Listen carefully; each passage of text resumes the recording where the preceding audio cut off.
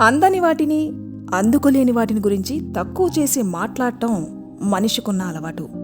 అందమైన భార్య దొరకనివాడు అందంలో ఏముందిలే, మనసు మంచిదైతే చాలు అంటాడు. పాకల్లో ఉండేవాడు మేడల్లో ఏముందిలే, హాయిగా బతికితే చాలు అనుకుంటాడు. తీపి దొరకనివాడు చేదును, వెలుగు దొరకనివాడు చీకటిని మెచ్చుకుంటూ ఉంటాడు. బాగుంది కదా? ఇలాంటి జీవిత సత్యాలతో, కొన్ని మంచి మాటలతో మళ్ళీ మీ ముందుకు వచ్చేసాను. దెబ్బ మీద దెబ్బ తగులుతుంటే మొండి ధైర్యం కూడా పెరుగుతుంది. నరకాన్ని చూడాలంటే నిరుద్యోగిగా ఉండి చూడు. గౌరవం ఉండదు, మర్యాద ఉండదు, డబ్బు ఉండదు. ఏ పని చేయకుండా ఖాళీగా కూర్చొని తింటుంటే ఇరుగు పొరుగి వారు మాటలే కాదు, గోడకున్న గడియారం ముళ్ళు చేసే శబ్దం కూడా అరుస్తున్నట్లు అనిపిస్తుంది. నువ్వు కష్టపడి పెంచిన చెట్టు యొక్క పండు నీకు చాలా తీపిగా అనిపిస్తుంది. అలాగే నీ కష్టంతో దక్కిన ఫలితం కూడా నీకు అంతులేని ఆనందాన్నిస్తుంది. నీ లక్ష్యాన్ని సాధించే పనిలో నువ్వు పడుతున్న బాధలు ఎవ్వరికీ అక్కర్లేదు. నీ కళ్ళ వెనుక ఉన్న కన్నీళ్లు ఎవ్వరికీ కనపడవు. నీ మనసుకు అయిన గాయాలు ఎవరికీ అవసరమే లేదు.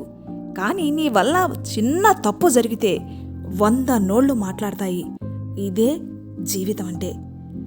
పచ్చదనాన్ని చిగురింపజేసే వర్షం తనను తాను రక్షించుకోదు. దేశాన్ని రక్షించాలంటే సైనికుడు తనను తాను రక్షించుకోడు.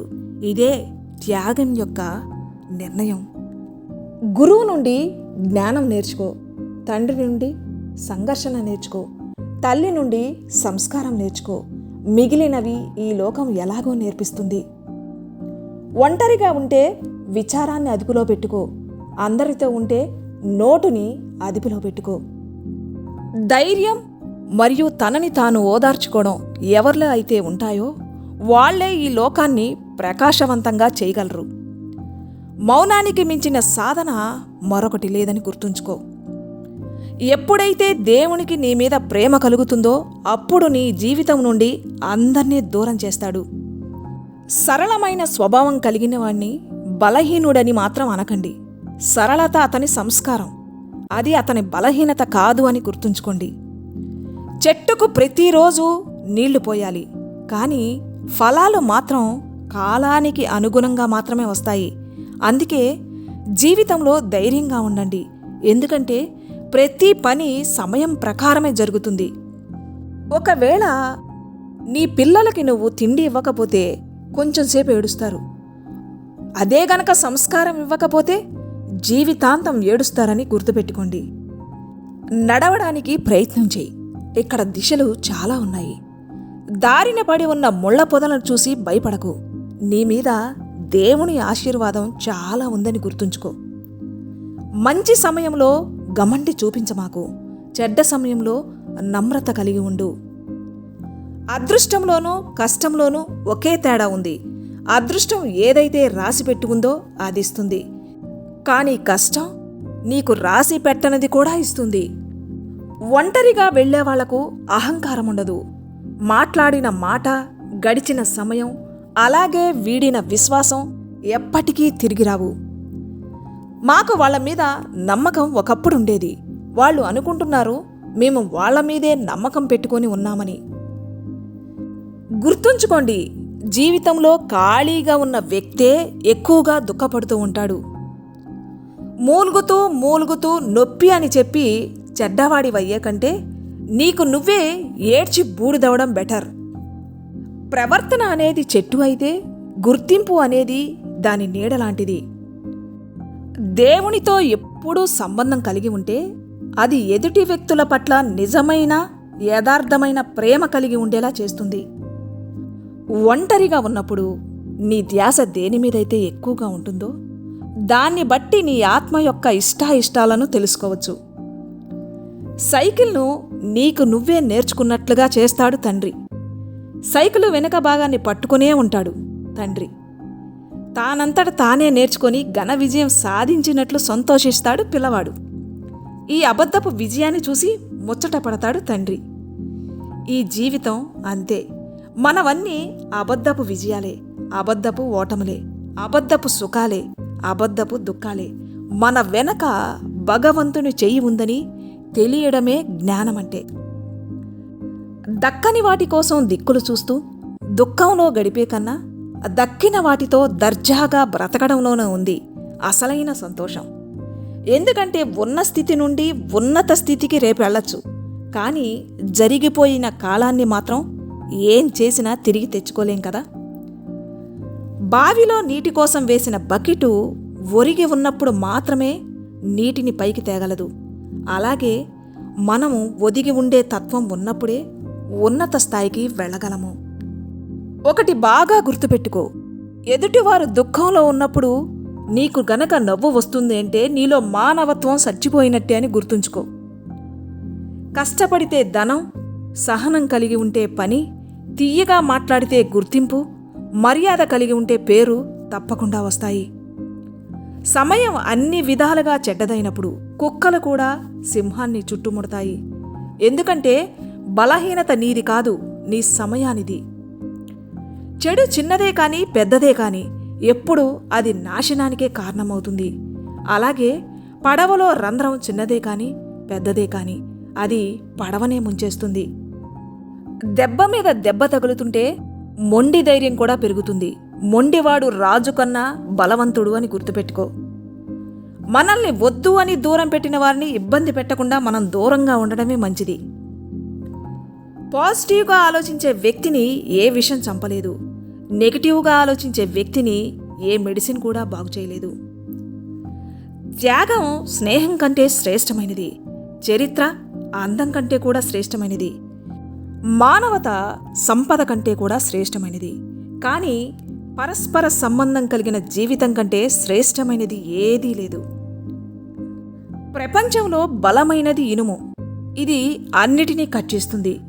ఇనుము కంటే బలమైనది అగ్గి, ఇది ఇనుమునే కరిగించేస్తుంది. అగ్గి కంటే బలమైనది నీరు, ఇది అగ్నిని ఆర్పేస్తుంది.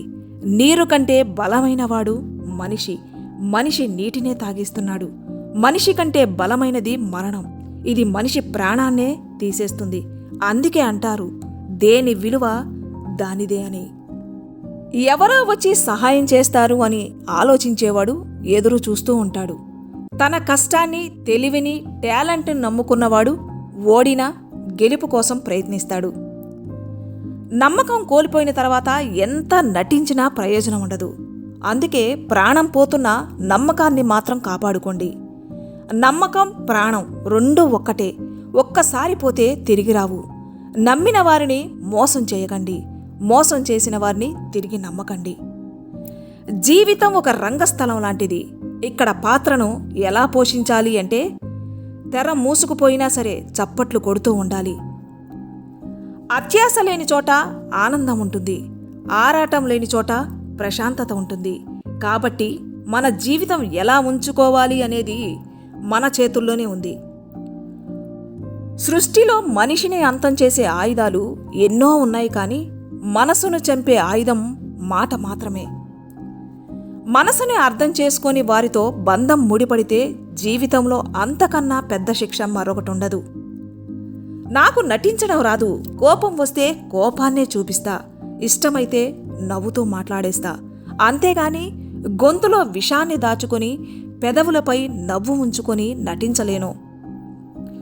మౌనం మనసును శుద్ధి చేస్తుంది, స్నానం దేహాన్ని శుద్ధి చేస్తుంది, ధ్యానం బుద్ధిని శుద్ధి చేస్తుంది, ప్రార్థన ఆత్మను శుద్ధి చేస్తుంది, దానం సంపాదనను శుద్ధి చేస్తుంది, ఉపవాసం ఆరోగ్యాన్ని శుద్ధి చేస్తుంది, క్షమాపణ సంబంధాలను శుద్ధి చేస్తుంది.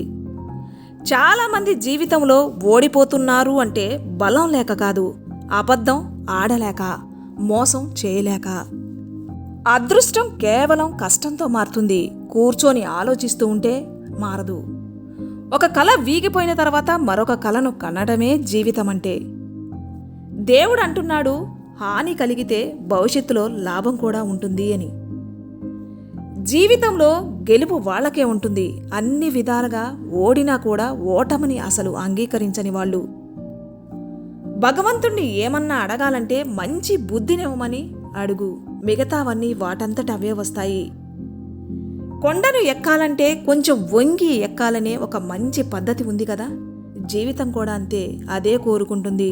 కొంచెం వంగి వెళితే అనుకున్నంతవరకు వెళ్ళగలవు. ఏదైనా ఒక పని చేయడానికి వెళితే నీకు నువ్వు ప్రశ్నించుకో, అది ఎందుకు చెయ్యాలి, ఎందుకు వెళుతున్నాను అని, దాని రిజల్ట్ ఎలా ఉంటుంది, నేను సక్సెస్ అవ్వగలనా లేదా అని. దుఃఖం నీకు ఒక మంచి మిత్రుడు, ఎందుకంటే అది నిన్ను భగవంతుణ్ణి వెతికేటట్లు చేస్తుంది.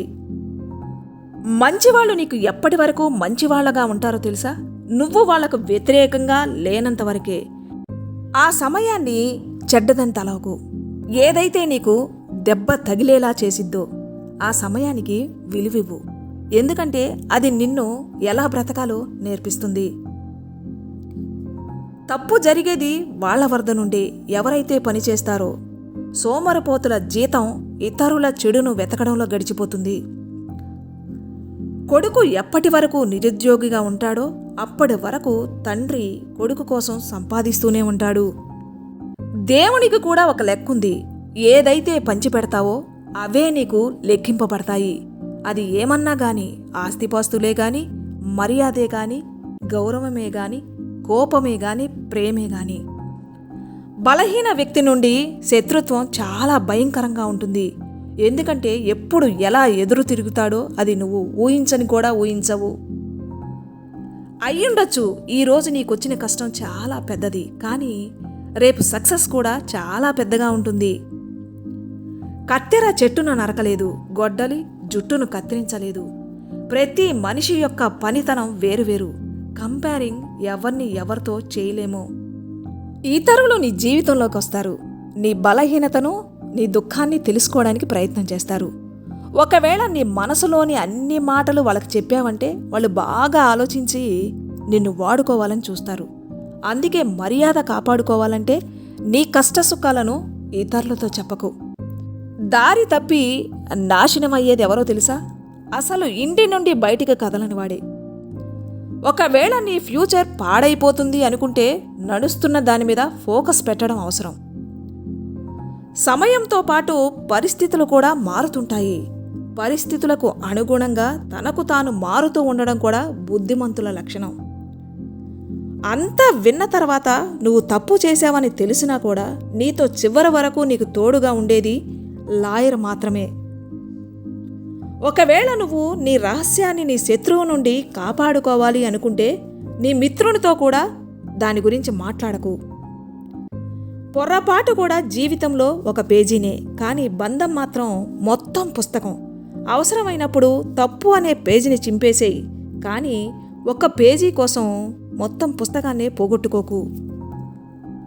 జీవితంలో ఎప్పుడు ఏం జరుగుతుందో ఎవ్వరూ చెప్పలేరు. అందుకే ఎప్పుడూ ఏం పర్వాలేదు అని కూర్చోమాకు. ప్రతి సమయం దాన్ని ఎదుర్కోవడానికి రెడీగా ఉండు.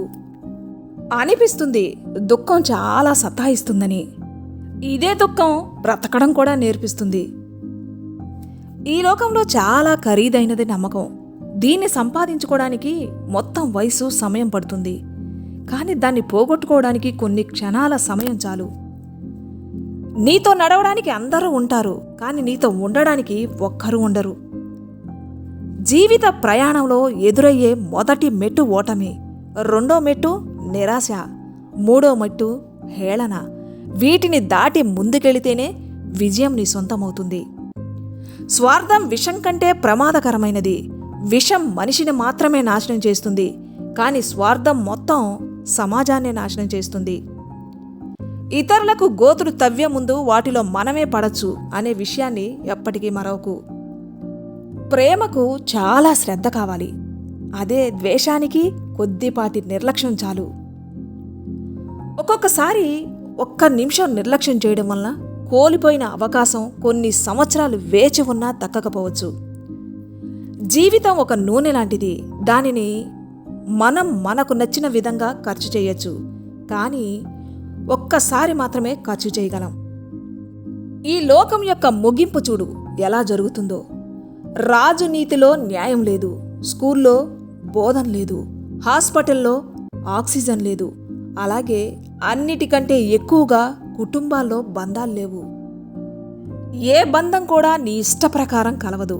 ఎందుకంటే ఎప్పుడు, ఎక్కడ, ఎందుకు, ఎవరిని కలవాలన్నా అది పైవాని రాత ప్రకారమే జరుగుతుంది. జీవితంలో ఎప్పుడూ మంచితనం వ్యర్థం కాదు. అది ఎప్పుడు ఎలా తిరిగి రావాలో ఆ దేవుడికే తెలుసు. కొమ్మను కట్ చేస్తే చెట్లు చనిపోవు, వేళ్ళని కట్ చేస్తేనే చనిపోతుంది. అలాగే మనిషి తన కర్మను బట్టి కాదు, తప్పుడు ఆలోచనలు, తప్పుడు వ్యవహారంతోనే ఓడిపోతుంటాడు. స్వార్థం బలమైనది. ఆ కారణం వల్లనే అప్పుడప్పుడు మిత్రుడు శత్రువు, శత్రువు మిత్రుడవుతాడు. ఆశ్చర్య కార్యాలు వాళ్ళకే జరుగుతుంటాయి. ఎవరి మనసులో విశ్వాసం ఎక్కువగా ఉంటుందో వాళ్ళకి. ఏవైతే ఉచితమైనవో అవి అన్నిటికంటే చాలా విలువైనవి. గాలి, నీరు, నిద్ర, శాంతి మరియు మన శ్వాస. ఆశ, విశ్వాసం ఎప్పటికీ చెడ్డవి కావు. అవి మన మీద ఆధారపడి ఉంటాయి. మన ఆశ వేటి మీద పెట్టుకున్నాము, మన విశ్వాసం ఎవరి మీద చేస్తున్నామనేది. మౌనంగా ఉంటే అది పెద్ద జవాబు కాదు, అలానే క్షమిస్తే అది పెద్ద శిక్ష కాదు. దుఃఖంలో కూడా సుఖం యొక్క అనుభవం పొందాను ఎప్పుడైతే నిన్ను నేను స్మరించుకున్నానో. పోటీ ఎలా ఉండాలంటే, ఒకవేళ నువ్వు ఓడిపోయినా జనం నీ గురించే చర్చించుకునే విధంగా ఉండాలి. ప్రయాణం చాలా కష్టంగా ఉంది, అయినా అనుకున్నది సాధించే వరకు నీ ప్రయత్నం ఆపకు. విన్నారు కదా, మళ్ళీ ఇంకొన్ని జీవిత సత్యాలతో, మంచి మాటలతో నెక్స్ట్ వీడియోలో కలుస్తాను. అంతవరకు సెలవు.